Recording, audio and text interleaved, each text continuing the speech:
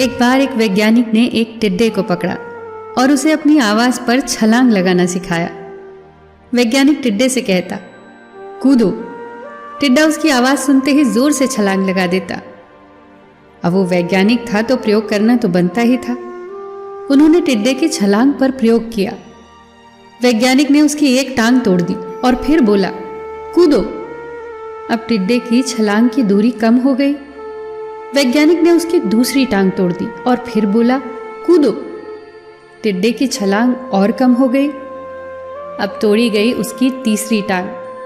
छलांग की दूरी और कम हो गई। एक एक करके बेचारे टिड्डे की सारी टांगें तोड़ दी गई। अब आखिरी टांग टूटने पर जब उसे कहा गया कूदो, तो वो हिल भी नहीं पाया।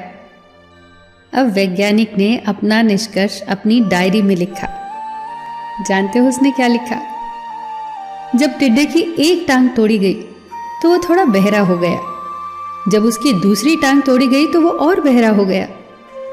हर टांग टूटने के साथ वो और बहरा होता गया और सारी टांग टूटने के बाद वो बिल्कुल बहरा हो गया।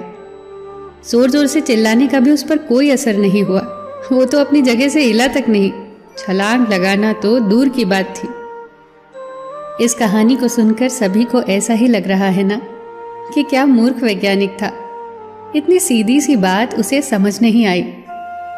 या कुछ लोग ये भी सोच रहे होंगे कि ये तो किसी बच्चे को भी पता है कि टिड्डे की छलांग उसकी टांग टूटने की वजह से कम होती जा रही थी, ना कि वो बहरा हो गया था। पर दोस्तों, हम सभी जीवन में कई बार ऐसे ही मूर्ख बन जाते हैं। कई बार जीवन में दो घटनाएं एक साथ ऐसे घटती हैं कि उनका एक दूसरे से कोई संबंध होता ही नहीं, फिर भी ऐसा लगता है कि गहरा संबंध है। कभी कभी दिखता कुछ और है, हमें समझ कुछ और आता है और वास्तव में होता कुछ और है।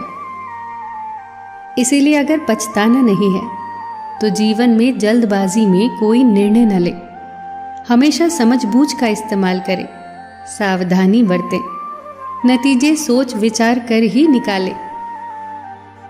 दोस्तों, आपको ये छोटी छोटी कहानियाँ और उनकी सीख कैसी लग रही है, हमें कमेंट सेक्शन में ज़रूर बताइएगा। आप अपने सुझाव भी लिखिए जिससे हम और बेहतर करने की कोशिश करें।